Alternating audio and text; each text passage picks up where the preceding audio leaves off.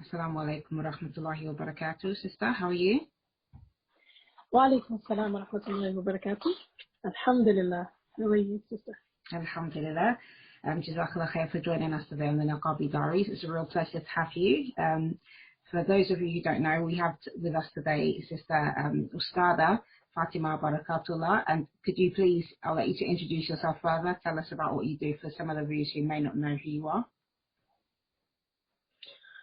What do I do? Well, I think most people have maybe come across me through the Ilmfeed Podcast. So I'm one of the presenters of the Ilmfeed Podcast. I've graduated from 2 Alimah degrees, Islamic Sharia degrees, and I'm currently doing an MA in Islamic law. And I used to be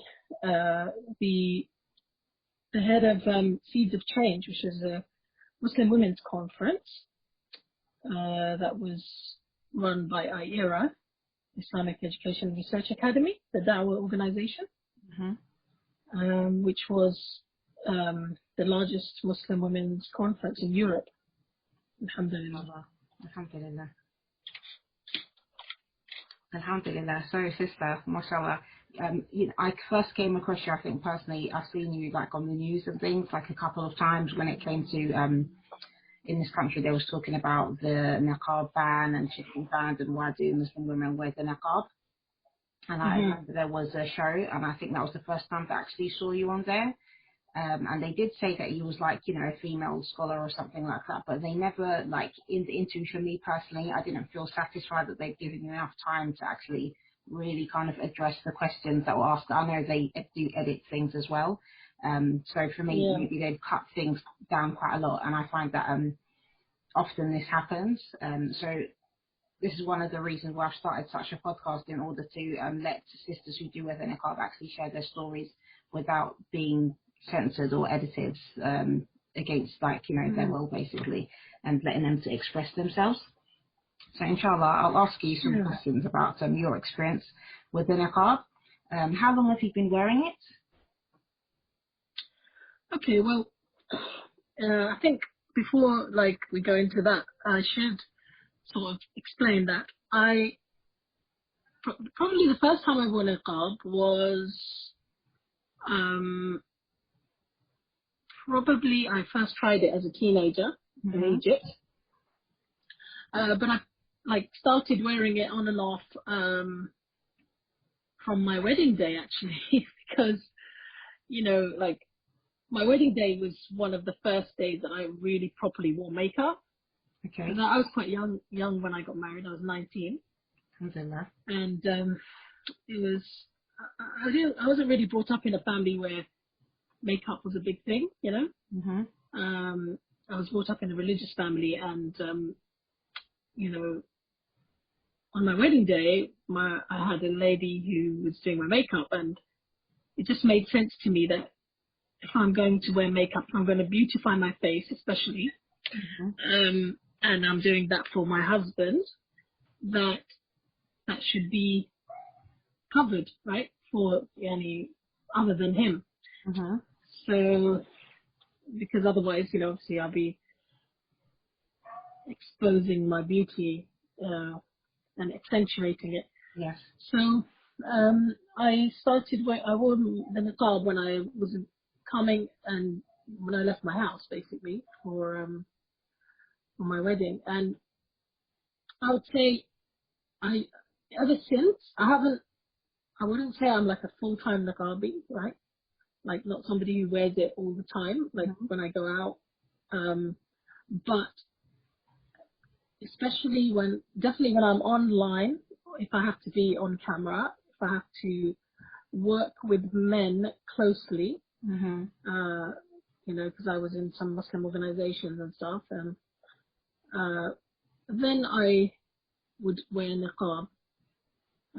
But you know, I don't wear it all the time, like on the streets and stuff. Alhamdulillah. So, did you have any obstacles when you first decided to put it on? And you mentioned that your family were quite religious, so I'm assuming they wouldn't have had an issue with it. But did anybody kind of question you, why are you bothering to wear that? Because especially when it comes to weddings, often people, in some cultures can take that as an excuse that you can just, show your beauty as much as possible. Did you have any kind of? Yeah. Mm. Well, I think maybe some of the guests might have been a bit surprised because they'd never seen me in Niqab. But overall, I think people respected it. Sometimes over the years, my parents, they might have said to me, especially my dad, he once said to me that, he kind of hinted, I would say, that I don't really have to wear niqab. When I'm doing stuff on TV and stuff, because he thought maybe he thought it would make me more approachable. Yeah. But it wasn't anything more than just a hint, I would say. So from I would say the worst experience I've had while wearing niqab has been, I was at this Islamic event once, believe it or not, it's an Islamic event, a Muslim women's event organized by someone, and I was at a stall for representing the Muslim organization, and this lady came up to the stall, and she was I would say she's a Muslim, but she was not wearing hijab. Okay. She seemed quite westernized, quite mashallah, modern looking, right, and stylish. And she walked up to the stall and out of the blue, for no reason, she just started pointing at me and my friends, the sisters who were with me, and said, the reason why us Muslims are being held back in this country is because of people like you. Right? Because of people who are dressed like you. SubhanAllah. And I remember we were trying to engage with her and say, well, actually it's probably due to mentality like the one that you're expressing, which is that, we have to literally let go of our principles, our deen, our, culture, everything, and conform to the Western, the colonizers' way of life in order to be accepted, Yes. So that was quite shocking, actually, because I think it was shocking because it was a Muslim. Yeah. Who said it, but it kind of shows you that. I mean, even when I started doing the Ilmfeed podcast, it's quite funny. If you read the comments under any of the videos, there'll be those who'll come on, and by the way, these are usually brothers. There'll be brothers who'll say, "MashaAllah, this sister, she's dressed the way a Muslim should, right? Yeah. The ideal Muslim women's dress, right?" And then you'll have people straight afterwards saying things like, why do you have to dress like this? This is extreme. This is right. So, SubhanAllah, it's quite interesting that it's quite polarizing still, in that way. Yes. Yes, definitely. SubhanAllah. So from the Islamic perspective, I have to ask you, obviously, because mashallah, you're the Ustadha, you've studied. What is your kind of views? How do you think, as Muslims, the niqab? How do you think as Muslims the niqab is kind of how do you think we can wear the niqab and integrate into this society? What's your kind of views on that? I know obviously we do integrate into the society, but when you're approached by, for example, because obviously you do a lot of media and these kinds of things, and even with British media and stuff like that, non-Muslim media, what's your perspective on that? Well, I think with regards to the niqab, I think there are strong arguments within Islam, within the Islamic schools of thought, for it being obligatory, but also for it being, mustahab, which is like recommended and a good, an extra good deed, but not obligatory, right? And I think I must say, when you read the literature on either side, you get quite convinced, Yeah. So I think the arguments are very strong on both sides. But I kind of have leaned towards the opinion that it's mustahab, right? So I actually encourage sisters to wear it as much as they can. So I remember once I had an argument with a sister, she's my friend, so, just like a passionate discussion. When I said, when she realized that, some of us, we wear niqab sometimes, like when we're if we're giving a speech in front of a mixed audience and stuff like that, or if we have to, like, work with men, etc. And I remember her thinking of it as very black and white, that, either you wear it or you don't, right? Yeah. And I said to her, well, do you consider it to be obligatory? And she said, no. So I said, okay, so then that means it's like a good deed, right? So it's like sadaqah. Yeah. If you give, the more you give, the more reward you get, right?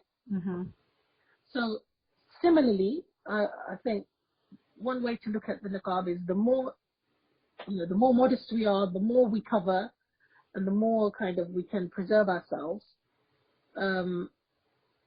then inshallah we'll get reward for that. So I think I like to encourage sisters, especially when they're in situations where they're wearing makeup, to definitely wear niqab, because I think it's not right to kind of accentuate your. And the reason why I'm mentioning this is because it's become quite common now. Makeup with hijab has become very normal now. Or I wouldn't say normal, I would say it's starting to be normalized. And, I see younger sisters often, they will never go out without wearing quite heavy makeup. And that goes against the ayah of the Quran where Allah subhanahu wa ta'ala says, وَلَا يُبْدِينَ زِينَتَهُنَّ, tell them not to show their adornment, their beautification, right? So anytime we put zina on, whether it's, and I know there's different interpretations of the word zina, but one general or generic interpretation could be beautification. Anytime we beautify ourselves, especially when it's like noticeable makeup, then I think we as Muslim women have a duty to cover that, and to preserve ourselves. If Allah subhanahu wa ta'ala said in the Quran that, don't tap your feet in such a way that people will know the jewelry that you're wearing, like the anklets and the jewelry that you're wearing underneath, and that's not even visible, right? Yeah. Then what more for makeup and these types of beautifications, and even worse, like people turning the hijab itself into a sort of like a dress, right? Like I would say a beautification by putting jewels on it and, sparkly things. And so I think in that sense, I think I would like to advocate for sisters that, niqab should be a part of every Muslim woman's life, even if she's not wearing it permanently. Yeah. I think every Muslim woman should have a niqab in her wardrobe, and it should be something that we wear at least on occasion, especially when we've beautified ourselves. Yeah, mashallah, I can definitely, I think that sounds fair, because I know one of my close friends, that's what she does. She has niqab for that purpose, especially like if we're going to like a wedding or something, and she puts makeup just to like, kind of cover up, But on Yeah, that but note, I'd like to ask, like, what about, for example, like sometimes when you do wear the niqab and you've got makeup on, especially like eye makeup, this is one of like the most on your face is the place you can probably put the most makeup, and like especially different colours and things like that. So, what would your view be on that? Because obviously it's still kind of, you've got a niqab on, but then you've beautified your eyes. So would it be more for sisters who, for example, if you wear lipstick, then you wear the niqab because it's covering the area that you actually got like most makeup showing. And if a sister, for example, is just wearing like an eyeliner, like a simple kohol, it's not like so kind of prominence. Would that be okay, like with the niqab? Would it be considered as like a beautification? Obviously, like, I would say we should do our best, do your best. So, but we don't need to be overly obsessed about it, I think. I think when we get overly obsessed, then it goes into the territory of like, I have seen people have quite extreme ways of dealing with sisters, and I think we just do our best, except anything that is necessary. Obviously, you have to be able to see, So if you can see, if you need to be able to see, then that's fine. But don't.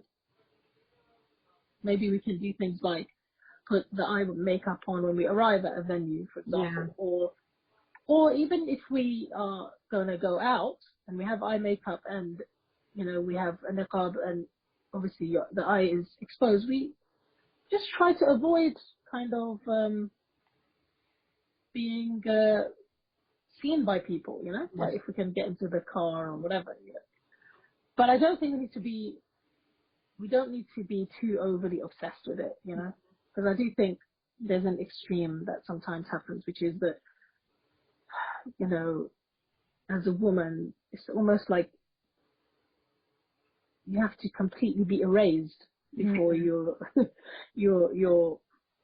hijab is valid, Yeah. And I don't think it's like that. If you notice the verses in the Quran about hijab, they always end with, and Allah is forgiving, And I feel that one of the reasons for that is that we try our best, but we might fall short, and we don't need to like overly obsess about it, but we should do our best. Yes, I'm doing that. And on that note, I just wanted to add, like, there are some new niqabs now which they have like an extra like little flap, so it kind of makes it, you can adjust it so to help you cover your eyes like a little bit more and you still be able to see at the same time. So those might be like another option for sisters who, if you're listening and you do wear makeup to weddings and you like to wear the niqab, like maybe you could look into getting one of those, inshallah. That would also be helpful. So and I think it also matters. I think it also matters like what if you're married, what your husband thinks as well. Of course. Because as Muslim women, I think this is one of the things that I didn't used to like about the kind of media discussions that we would have.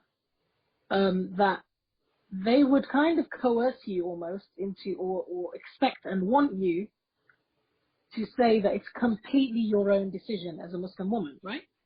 And I know that for most or many sisters it is, but as Muslims, we choose to submit to Allah, right? Yeah. And Allah tells us to obey our husbands. So we choose to submit to Allah. So we submit to the considerations of our husband and what he would like as well, right?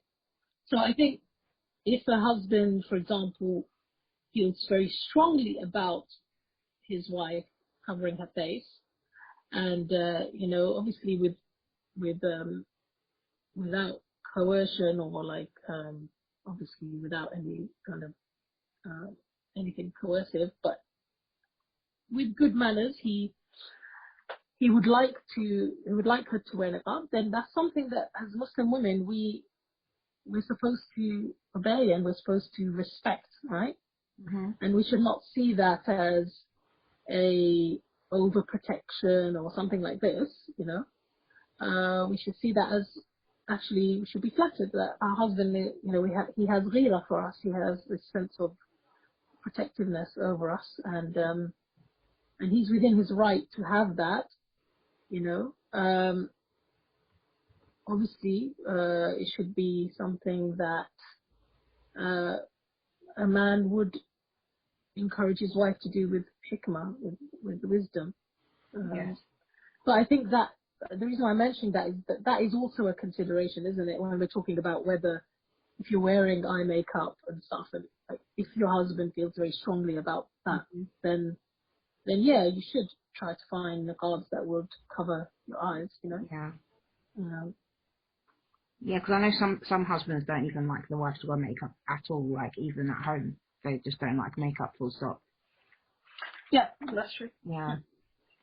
But I mean, so what you've mentioned so far about if a husband would like his wife to wear the niqab, then, he should be wise and just advise her gently to try to convince her to wear it without, forcing her. But on the flip side, if the husband doesn't want the wife to wear the niqab and she's somebody who was wearing the niqab before, then what would your advice be in that situation? I think these are probably things that should be discussed before marriage, if possible, especially if people feel strongly about them. Mm-hmm. But even after marriage, I mean, look, if there is, I think in any marriage, right, you can have different opinions about things, right? Mm-hmm. And it's not just niqab, it could be about anything. It could be about, I don't know, birthdays, or I don't know. I'm thinking of different things that sometimes people might have just views on, or the way you bring up your kids, or the rules in the house and stuff like that, right? Yeah. And I think any marriage is about negotiation. Mm-hmm. So it's about putting your argument forward, and your reasoning, and listening to your husband's reasoning, and then coming to some ground that you can both live with, right? Yeah. I mean, that would be the ideal. But I think if a husband has a legitimate concerns, or reasons, then I think if the wife feels strongly that she would like to continue wearing the niqab, she should speak to him about it, and she should try to convince him. Mm-hmm. But if he isn't convinced, and I don't mean that he's telling her to wear makeup now in public or stuff like that, but I mean he's just maybe concerned about her, I don't know, safety, right? Mm-hmm. Or something like this. Then I think overall the husband is the Amir of the house, right? Yes. He's he's in charge. So I think she should do her best to to comply with that. Inshallah. Inshallah. So would you say that the niqab is a barrier, and if so, which sense? A barrier. Well, do you know what? Unfortunately, I think the hijab is a barrier. Hijab can be a barrier as well. It's not really it's not really those items themselves. It's the way people perceive them, right? Yes. So, for example, when you're in an area like East London, I've noticed, like nobody will bat an eyelid. It's like so normal for people to interact with hijabis and nakabis, and it's like literally it feels like there's no barrier. Whether you're talking to a non-Muslim or Muslim, people just take you as you are. It's just from what I've experienced anyway. You go to certain areas which are maybe a little bit more less, I would say, diverse, and definitely you get stared at. People see it as a barrier. They see it as they wonder if you can speak English, and stuff like that as well. So I think in that sense, yeah, people do in the West, in Britain anyway. I don't know what it's like in America.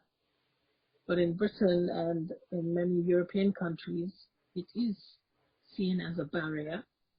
But I think that's more about what is in the mind of the people who perceive it as a barrier, you know, rather than it being an actual, real barrier. So I think there is a cultural aspect to that, you know. I remember when I lived in Egypt, there was this cultural idea that black was not a good color to wear, you know. So if you wore black, they would be like, "Oh, look, you're such a young girl. Why are you wearing black?" You know? Yeah. They associated it with death, I guess, and like funerals, right? Well, they do wear black to funerals in Egypt, don't they? Yeah. And I think in the West as well, black is associated with funerals and sadness, and although little black dresses aren't, I guess.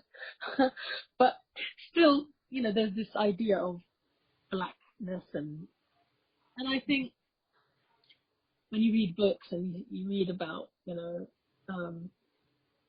the imagery of like negative imagery, it tends to be like that, you know, especially in Western literature. So I do think there is a cultural perception, and in certain areas it's not so felt, and in other areas it is. But I think as a Muslim, in various situations, you end up feeling like a stranger anyway. You're going to hold on to your principles. Actually, just the other day, I wasn't wearing a niqab. I was at a ladies only working space. You know, it's like a, you know, these what are they called, co-working spaces. Okay. Where you basically have a table. You come in, you have membership, and you have a table, which you can use for working away from home. And a lady came, one of the owners, and she wanted to speak to me about it and about something. And she was very nice to me and everything. But I don't know why she wanted to speak to me. She started the conversation, and I think it's because she saw that I was online and I was like active online, and that my content was religion related. And she just sat with me and said, "Look, I just wanted to explore something with you. You know, we would like to keep this working space a secular space." Right. And I was like, "Okay." You know, like, okay. And she said, "You'll feel really great that you feel comfortable here, right? And you know, because we want to encourage diversity." And she said, "You know, but I just want you to be aware that we do have women here who are basically, you know, from the LGBT community.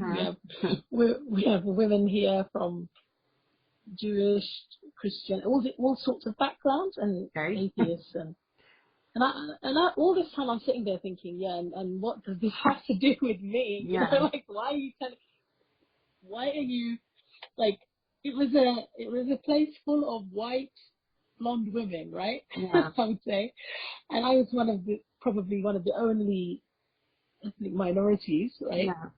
And she had come over to me saying that they want to like celebrate diversity whilst making me feel really uncomfortable about being different, right? And you know, towards the end of the conversation, I said to her, you know, I still really don't know what exactly you are trying to say. Okay. But are you uncomfortable with the way I'm dressed? I literally asked her point blank, you know. And she went quiet, you know. She was very sort of sheepish at this point, because I guess she probably felt really shallow, you know. But I think she kind of realized that, that's the only thing that differentiates me from the other people there, right? Literally the way I'm dressed. Because I said to her, "Look, are you saying that I can't work on Islamic work, because you don't know what the people here are working on. They could be working on the church project, a synagogue project, and whatever, like. So anyway, afterwards I sent her an email, and I actually said to her that thank you. She thanked me, and she said, I hope you didn't mind us having that conversation. We're just trying to feel our way around these issues. And anyway, I actually sent her an email to say, actually, I just want you to think about this, because I think the only thing that you were objecting to was the way I'm dressed. Yeah. And I wonder if there's some internalized unconscious Islamophobia there, right? I sent her an email, right? And I tried to do it in the nicest possible way, right? Yeah. And the thing is, she replied really apologetic. And she said, I'm glad you brought that up, because I think you might be right. And she said, yes, she said one of the co-founder, the co-founder of that space, that workspace, had grown up in a Muslim family, okay? Right. Like had one parent who was Muslim, Hmm. and had some very negative experiences with the Muslim community, right? In her country. And all the time I'm thinking, what's this got to do with me, right? But still, she said, but you're right, maybe there is some unconscious stuff there, that we're like, and it's for us to deal with. And she said, please, would you have another cup of tea with me one day, whatever. But I thought to myself, I tried to be as kind as possible, but at the same time, I wasn't going to take it, Yeah, of course. And I think that's the kind of thing maybe we need to do more of. Calling this stuff out, like literally somebody making you feel uncomfortable. And it didn't matter if I wasn't wearing Niqab, I was wearing the hijab and jilbab. So I think it's a bit of a red herring, thinking that Niqab is the thing that makes people freak out. It's actually just just being different, and just the narrative surrounding what it is to be a Muslim, and and people thinking of the hijab as a anti-feminist kind of symbol, right? Or as a symbol of male subjugation, and right? So I think we have to help people in the community, in our communities in the Western world, to understand us. And I know that people think, oh, why should I have to do that, right? I know I've heard sisters say, why should I have to do that? It's your responsibility to find out about me. Fine, that's one approach, but that's not really going to help us. I think we just wait for everyone to reach out to us. I think sometimes we need to be the ones who, especially as people who think about being da'is, as people who want to invite people to Islam, want to invite people at the end of the day to Allah. We do have to be the ones who reach out. We do have to be the ones who break the ice, who in very kind but firm terms do not accept Islamophobia, and don't accept people, singling us out for nothing but the fact that we worship Allah and that we dress in a certain way, right? So yeah, I think one way to break that barrier is to literally be the one who breaks the ice, be the one who actually maybe is a bit more, goes beyond the norm, beyond the call of duty in terms of being friendly and reaching out to people. Yeah, definitely. I think it's showing that human connection as well, just reminding people that, yes, we're human beings too. But sometimes I do think, like, if I was going up to some village up north in London, in the UK, right? Would I wear the niqab? And I must admit that I would not. If it was like a rural area where there's people who literally don't even see a brown face, hardly. And I'm walking in there with niqab. I think because I don't consider it to be obligatory, I don't believe that the deen asks us to kind of, what's the word?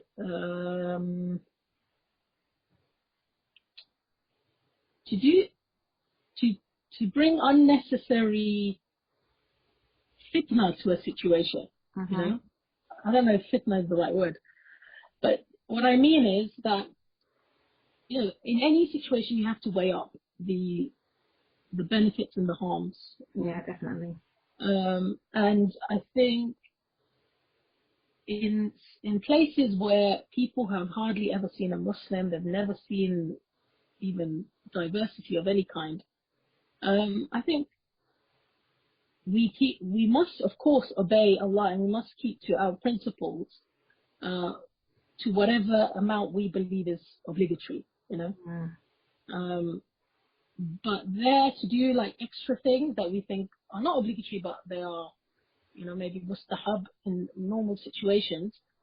In those situations, it might not be, simply because, you know, the harm that it could bring, in terms of the animosity, the kind of, it could be more than the good, you know. So I think it's worth weighing up situations, you know. And I don't think there's like a blanket thing you could say for the whole of any area of the world, you know. Like, but on the other hand, if you were going to somewhere like Saudi Arabia, or a country where niqab is the norm, right? I don't know if niqab is the norm anymore in Saudi Arabia, actually.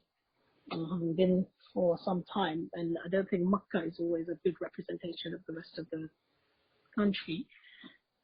But say you were in an area where niqab is the norm. Now, for you to then not wear the niqab and go out would make you more conspicuous, right? Will make you stick out. To be honest, I spoke with a sister recently. She said that she wears the niqab for that reason, only so that she doesn't stick out, because like if she lives in Medina, and she said she doesn't wear the niqab all the time, but when she's going to a gathering where she knows that all the sisters wear the niqab, she just wears it because she doesn't want to be the only one not wearing the niqab. Yeah, and also because the men there would kind of, they relate to you differently, you know, if you don't wear niqab, because again, it's complicated, but there's cultural considerations. Like, as Muslims, we are supposed to take cultural considerations in. And that's probably one of the reasons why I kind of avoid wearing all black. Because, again, in the West, I feel, okay, and I'm not saying that other sisters should avoid wearing black, you know, that's it's completely up to you. But personally, I have felt that even color makes a big difference in the West, you know.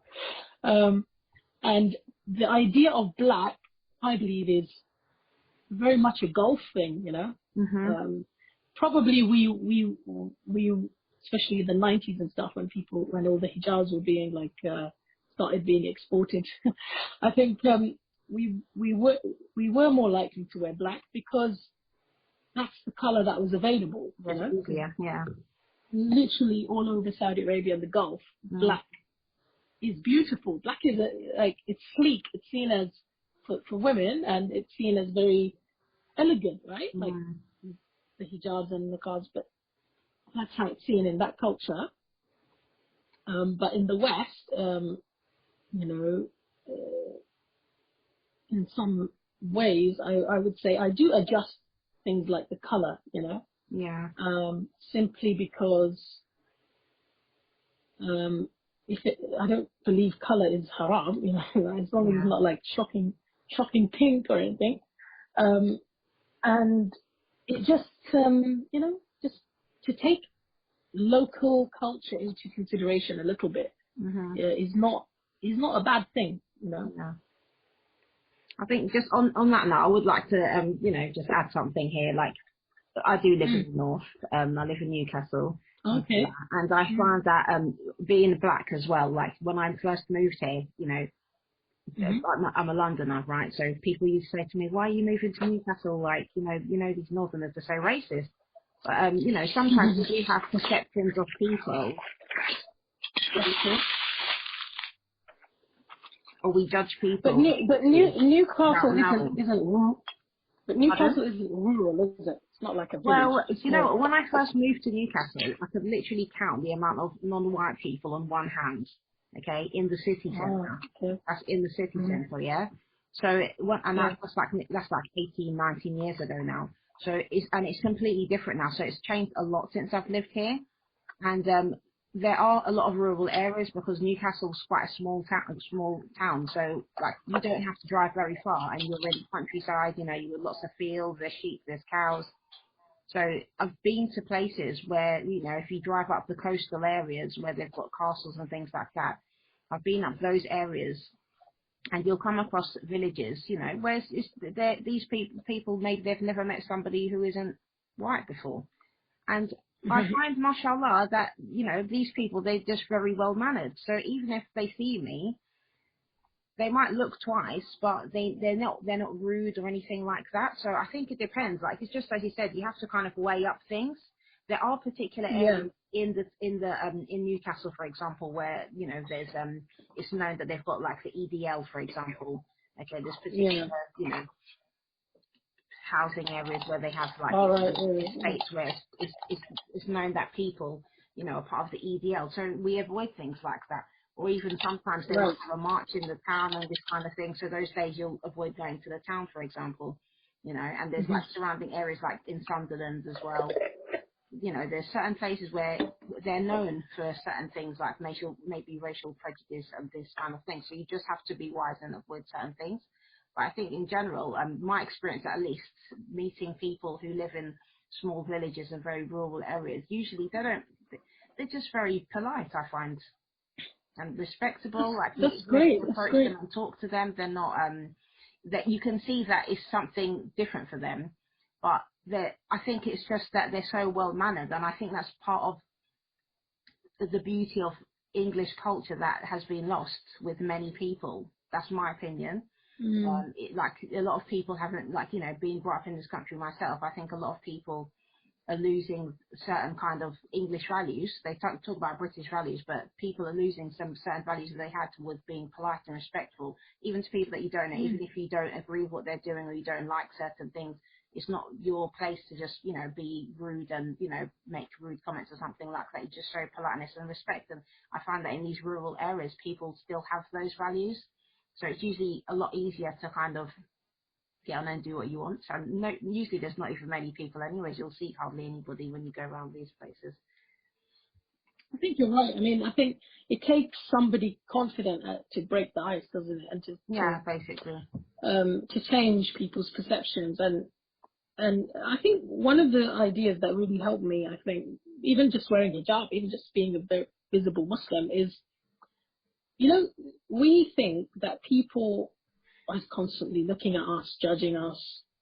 But actually, the average person is as afraid of you as you are of them, in the sense that all human beings are self-conscious, It doesn't matter how normal they look or how much they fit in.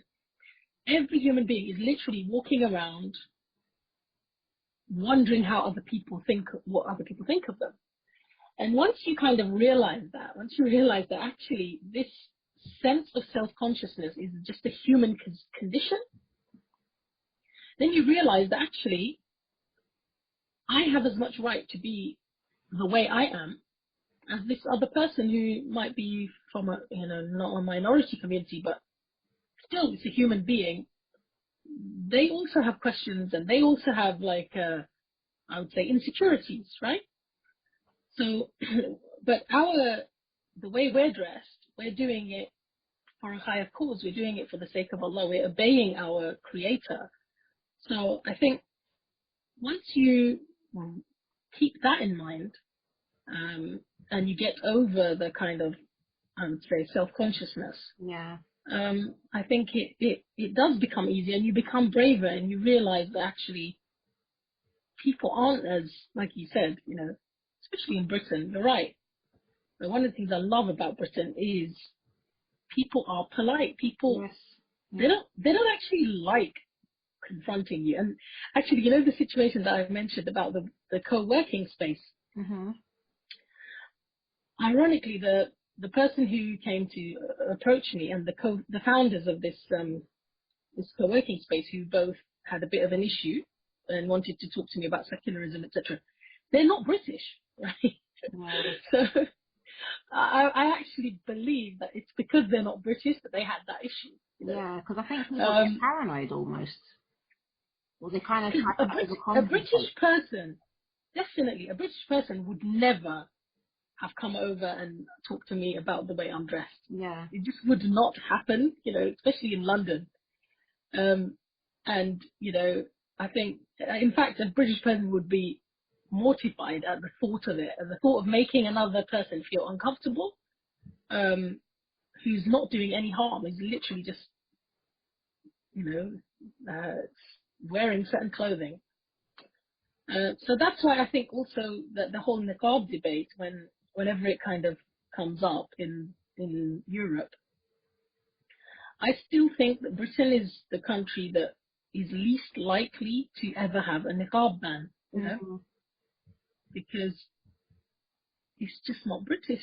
No, it It's isn't. literally just not British to go around dictating how people dress. So I think there are some opportunist type politicians who might use it as like, you know, oh yeah, like a popular thing to just, I don't know, you know, to just kind of stoke certain emotions in certain parts of the public.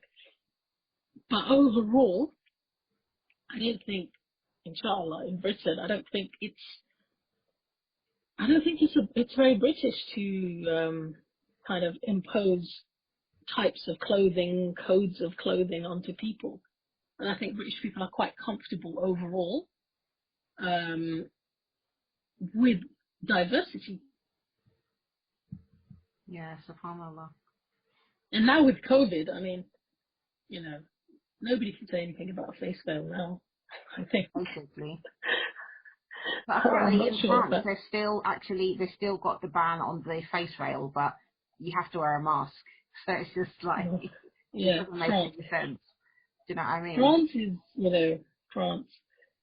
Yeah, I have friends who grew up in France, and they said to me, Muslim friends, and they said, and now they live in Britain, and they said it was only when they came to Britain that they realised how mentally restricted they were in France. Mm, You know, because like my friend said that literally you grow up feeling like you can't really express yourself as a Muslim. yeah. You're not allowed to.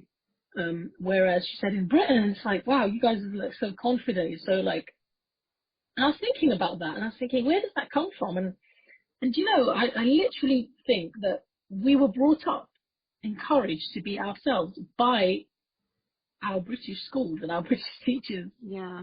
Because like all my teachers most of my teachers were white, and especially in primary school, and I literally remember them encouraging us to embrace our culture, to, you know, like they used to even have clubs where we could speak our language, Really? our tongue. Mashallah. Yeah, Wow. because one of the teachers was interested in learning Urdu. He was like, I'm going to start an Urdu club after school. And he got those of us who knew Urdu to kind of come along and help out. Um, and so like I was wearing hijab from primary school. Mm, And it was always like celebrated. It was a positive thing, wasn't? And I believe that that's a very British value, telling yeah. people to be themselves, and telling. So you know, sometimes when somebody says to you, you know, like, you're British, why do you wear niqab or something like this? I would say I think being British made me feel comfortable enough to embrace my religion. You know, like I Yeah. felt like I am supposed to do what I believe as a British person. I've always been encouraged to do that.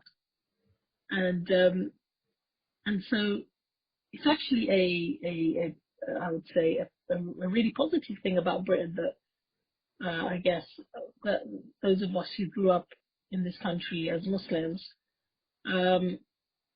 we were always encouraged to embrace ourselves, our culture, you know, and not to kind of suppress it. At least that's been my experience. Yeah, alhamdulillah. Alhamdulillah. Definitely, I think I would personally agree. I think definitely there's, you know, as you grow up in this country, you know, I've experienced some racism, but never in a sense where I'm trying to make it feel where I shouldn't be who I am. Do you know what I mean? So I can definitely. Yeah, it's usually some odd idiocies here and there, and maybe experiences where you're made to feel uncomfortable by particularly ignorant people. But overall, in terms of, I don't know, at least for me, for my experience has been whenever I've interacted with policemen, for example, once I reported somebody for like shouting some racist kind of abuse, or Islamophobic abuse, and that this was just, you know, just a random person, and I was not wearing niqab that day either. Yeah. So this is what I mean, that it's really not about niqab. I think it's just about difference, just being different and being a Muslim, being visibly Muslim. I think when I've reported anything like that, or once at an airport I was having a nosebleed actually. Suddenly I had a nosebleed when I came off the plane. And there were some policemen nearby and they helped me out. And so like, in terms of like any kind of interaction I've ever had with official people, if you like, whether it's teachers or you know, policemen or hospital, any kind of situations like that, I've always felt completely accepted, and you know, really, people have been really, really helpful, and not discriminatory.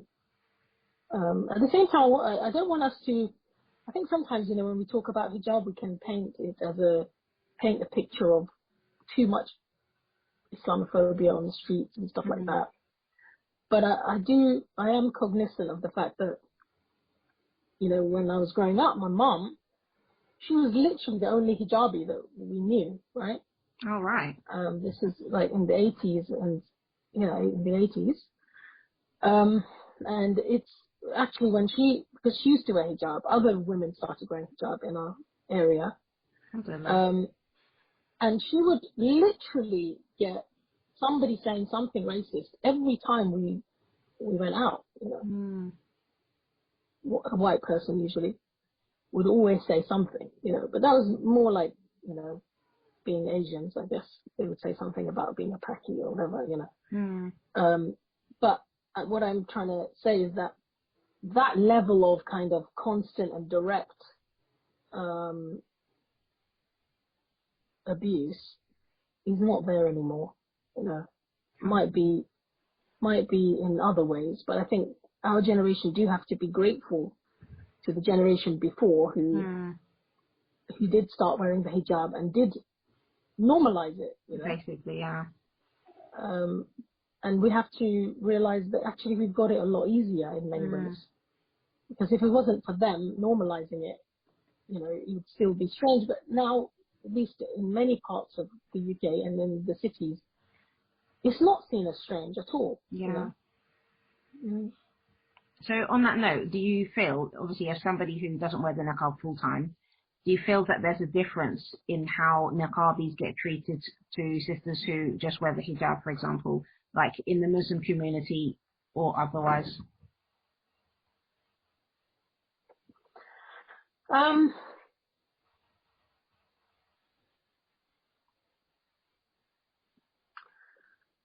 I think that's a difficult question, because I think I don't really want to speak for all niqabis, you know. I don't want to, because I don't know what experiences other sisters have had, you know. Well, just in your own experience. But I do think personality has a lot to do with it. Yeah. Because if you are somebody who wears niqab and you are a very private person, then maybe you won't have had that many positive experiences, right?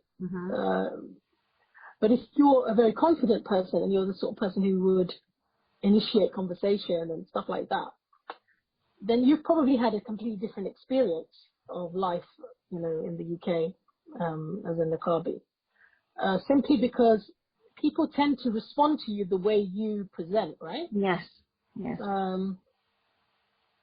So my friends who are nakabis, who are more kind of, I would say, outgoing, I've noticed they have more positive things to say, you know, than sisters who are quite private and, you know, they've been on the receiving end of racial abuse or you know, Islamophobic abuse, but they're not really very proactive in their, and I'm not criticizing them, I'm just saying that it's just their personality, their style of being. They're not the sort of proactive people who would go out and strike up friendships, or, you know, they just maybe quietly taking their children to the park, or, you know, that sort of thing, and keeping themselves to themselves, and then they might experience negative things. So I really think it's about,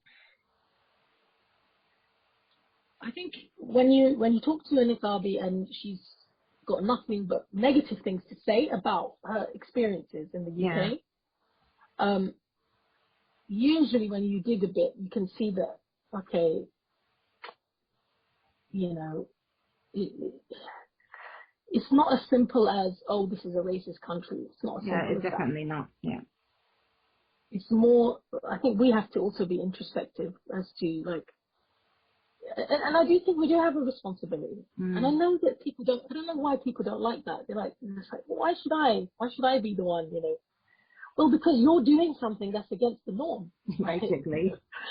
You know, like if you're doing something against the norm, yeah, you have to explain it a little bit. You know, yeah, you have to go out of your way a bit. You know, it's not, the whole world is not there to just bow down to you. Yeah. You know? It's just like if I was doing something weird in my garden, you know, and my neighbor would be like, I would be like, well, you know, just explain it. You know, I would just explain it. I would just, because human beings like to be in the know. They like to sort of, you know, and especially British people are so like worried about offending you.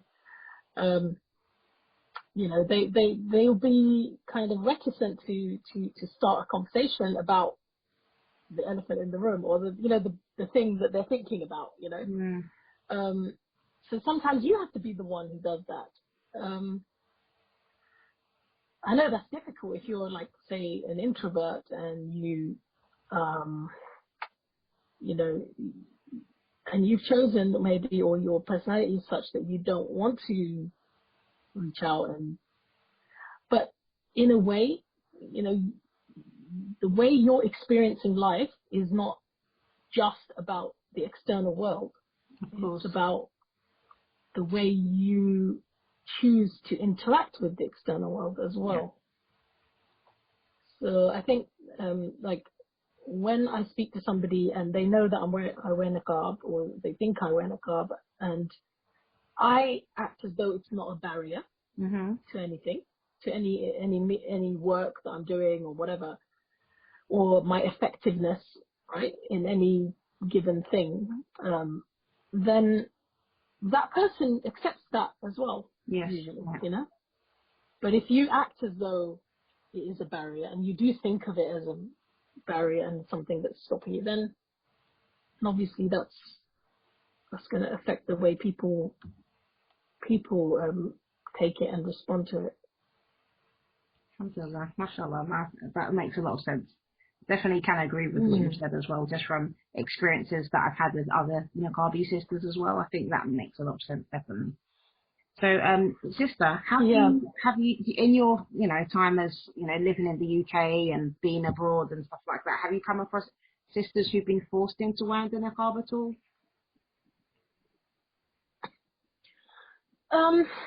Not anyone that's admitted it. Right. I would say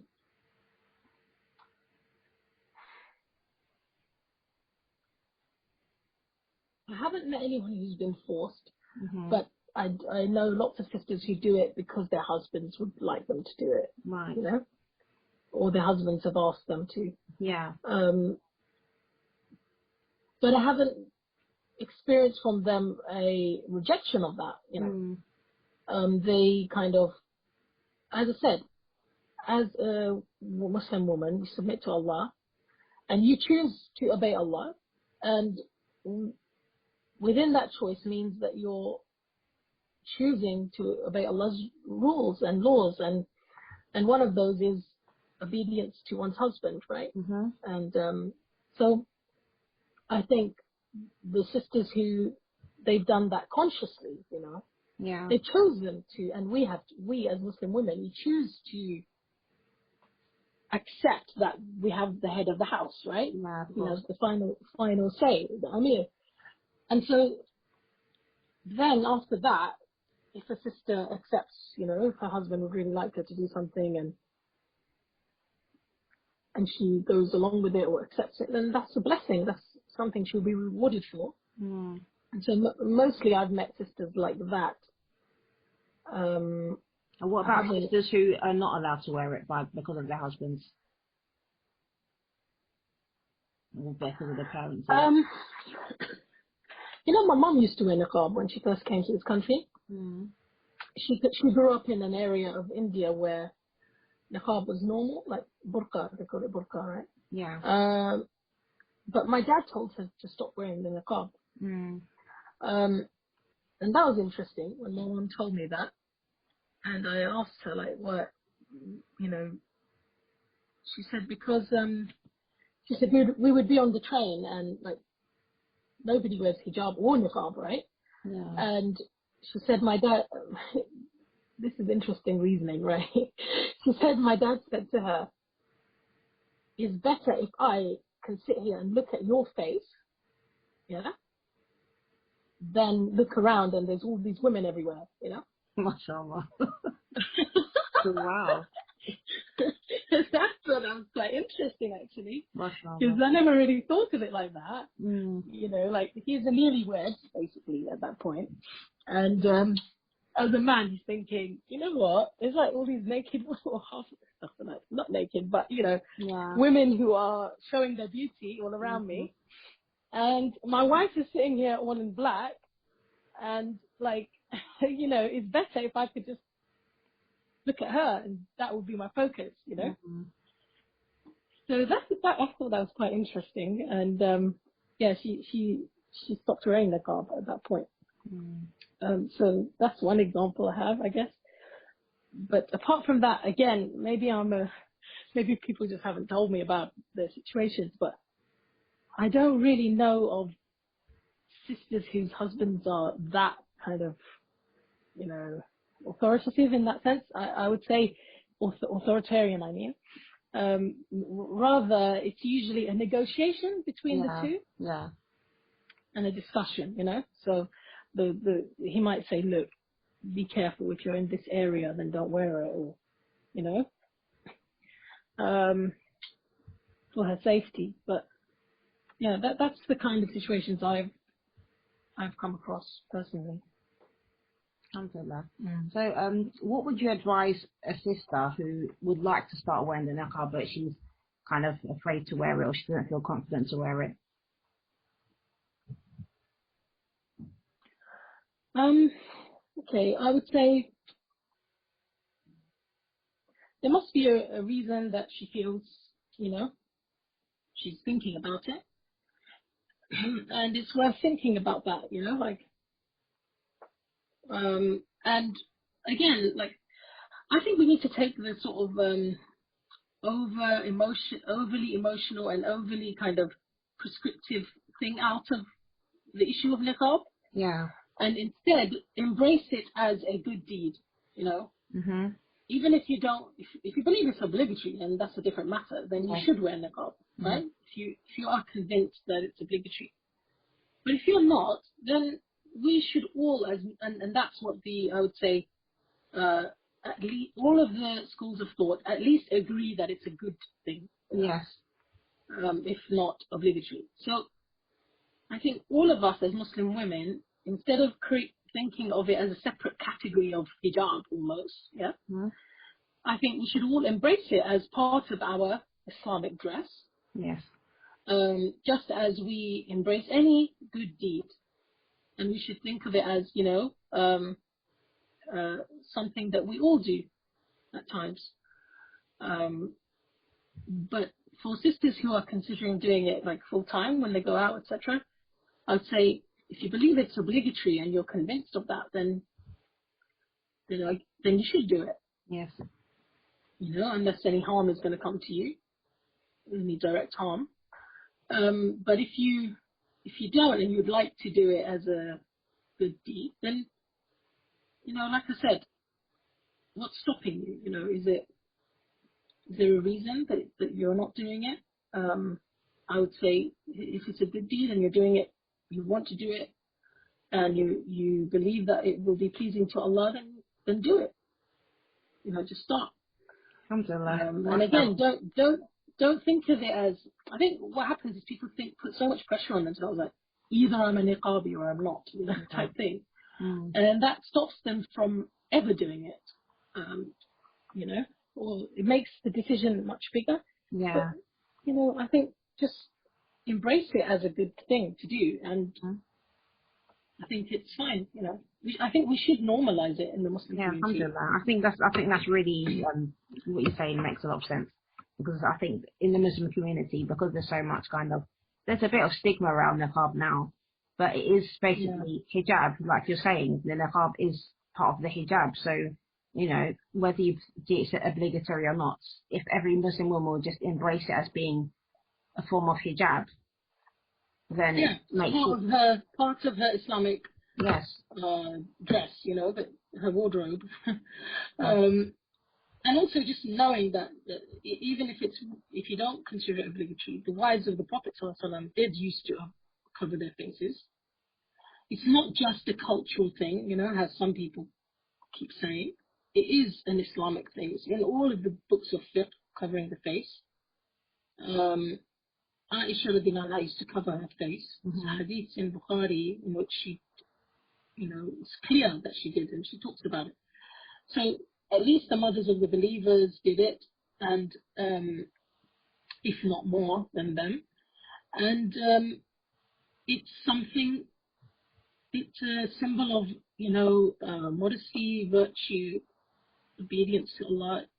So I think if we embrace it as that and we normalize it, the thing that I'm worried about is that because sisters think that either you're a niqabi or you're not, even when they're literally caked in makeup, right, they will go out without niqab because they think, well, I'm not a niqabi. Yeah. Right?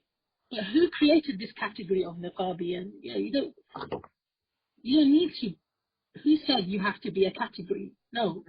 You're a Muslim woman. You're supposed to observe the right. Allah subhanahu wa ta'ala has only allowed you to go out of your house and to appear in front of men or in public if you have your aura and a certain decorum and a certain amount of yourself covered in a certain way.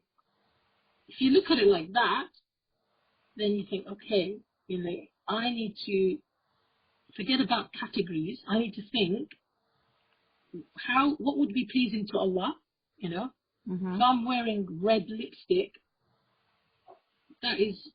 I'm accentuating my lips. I'm making them more beautified to men, in front of men, and it's not right for me to go out like that,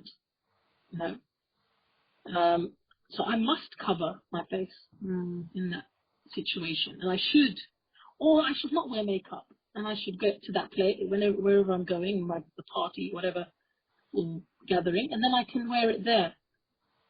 I think this idea that sisters are caked in makeup and they think it's completely fine, to kind of literally be drawing a lot of attention to themselves and hijab.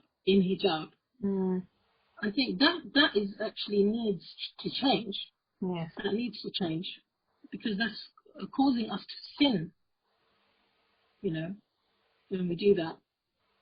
And also it confuses people. Like once I met this lady, non-Muslim lady, and she said, she came to a talk where we were talking about hijab, and she said, "Oh, I didn't realize that it was, like that," because she said, I've got colleagues who wear makeup and hijab, so I thought maybe it's just like a cultural headdress. Mm. You see, like we give a very confusing message when you're basically trying to look sexy, basically, right? Mm-hmm. And you've got hijab on. It's like cognitive dissonance. You look at it and think, "Oh, what's going on there?" Like, is that person trying to be modest, or are they trying to be attractive? And I think as Muslim women, we need to stop tricking ourselves and falling into Shaitan's trap, which is he wants us to trick ourselves and think, "Oh, I am a Muslim woman, I'm religious, but I can also be, I just want to be attractive, in public." And we have to start becoming, I think, sensitive to Shaitan's whispers.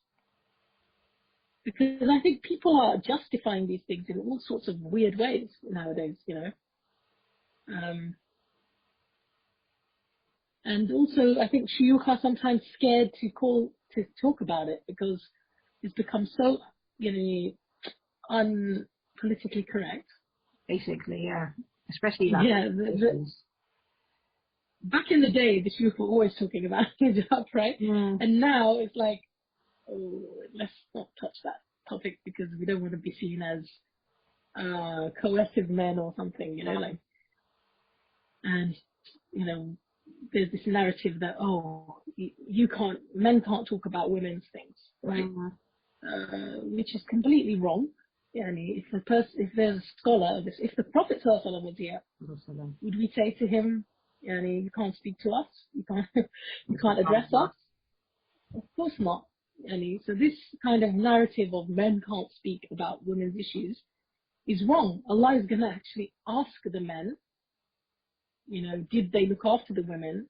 Did they teach the women? Were they responsible in their communities? Just as we will be asked about our families and our communities. All of us are shepherds, right? Responsible for our flocks, as the hadith goes. So men do have a say. Men are supposed to be, men and women, if they're qualified, they're teachers. They can teach one another, and they can, in the sense that we should be enjoining the good and forbidding the evil, regardless of whether we're male or female.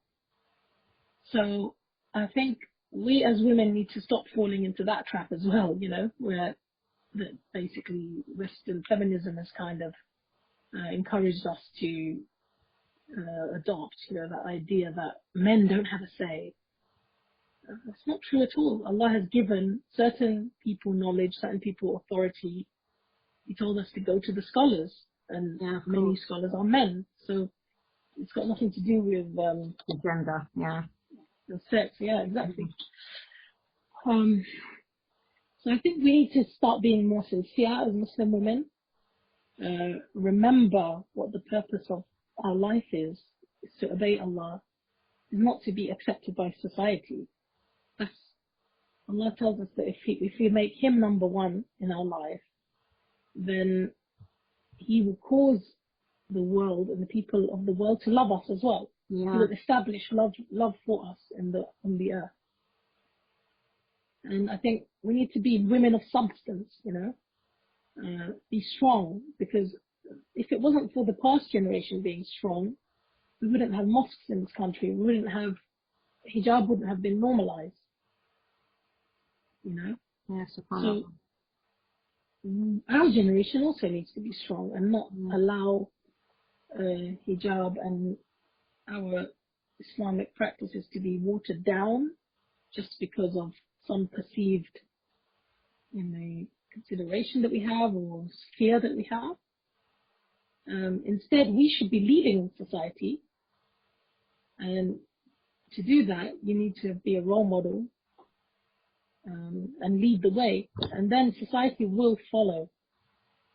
Society will follow, because I don't know if you've noticed with the whole Me Too movement, and I think in the West there is like this big kind of an awakening that's happening, that we've been doing it wrong all these years, right? Like we haven't got it figured out in the West when it comes to men and women. Definitely not. And their interactions, and especially at work, and I think there is an awakening there, right?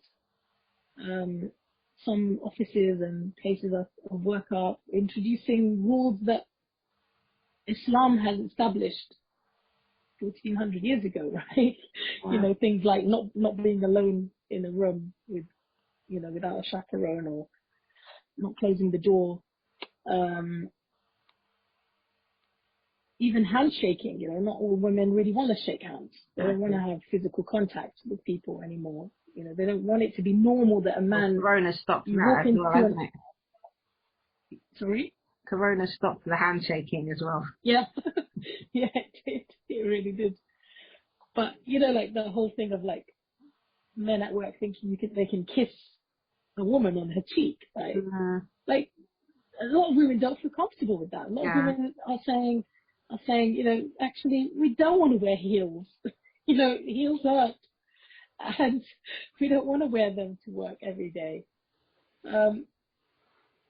So I think there is a bit of an awakening happening, a slow awakening, and it's for us as Muslim women to posit the alternative to women, you know, in this time. And instead of being insular, instead of thinking of becoming very protectionist, I would say, like just thinking about, okay, I'm just going to keep my religion to myself. Instead, we should be sharing. We should be reaching out and realizing that, you know, when Allah said in the Quran, you are the best nation to be extracted for the sake of mankind, He said that to the women as well, right? Not just to the men. And He said, why? Because you enjoin the good and you forbid the evil and you believe in Allah. So we have, Islam is a gift Allah gave us. And we've got to look at it as a gift, not as it's not just merely an identity or merely a religion, you know, or label that we put on ourselves. It's the way of life that He gave us to share with mankind, with human beings.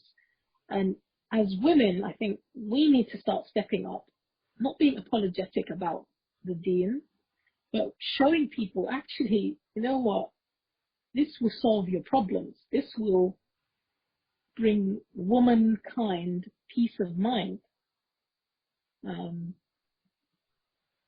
Alhamdulillah. And I don't think we're doing that enough, you know. MashaAllah. So, sister, just to end this interview, alhamdulillah, it's been amazing, but I'm going to ask you one last question, which you probably answered already, but I want to ask you this. What does the niqab mean to you in just 3 words? What would you say? 3 words. 3 words. Yeah. I can say act of worship, you know? Alhamdulillah. An act of worship. Alhamdulillah. Pleasing to Allah. Alhamdulillah. You know, I'm so glad I've been able to talk to you about this, because Masha, I think you said so many things that are really points that we can really reflect on. And alhamdulillah, I knew you had a lot to say about this kind of stuff, because as I said, when I saw those little clips on TV with you, I knew that it had been edited and, you know, you haven't been able to like really put your point across. But I think, mashallah, you've really done it today. So alhamdulillah, I feel satisfied that I've got like a lot of answers from you and a lot of different perspectives, a totally different perspective actually, and quite a few things. So yeah, I find it really beneficial. Inshallah, the other sisters and other listeners will benefit as well. Inshallah. Well, Jazakallah khair for giving me the opportunity, because, you know, like you said, most of the time it's like you're called on to talk about niqab for a minute and you have to like do sound bites, you know, which is really. Well, it was nice speaking to you, alhamdulillah. Jazakallah khairan. وإياك. السلام عليكم ورحمة الله وبركاته. وعليكم السلام ورحمة الله وبركاته.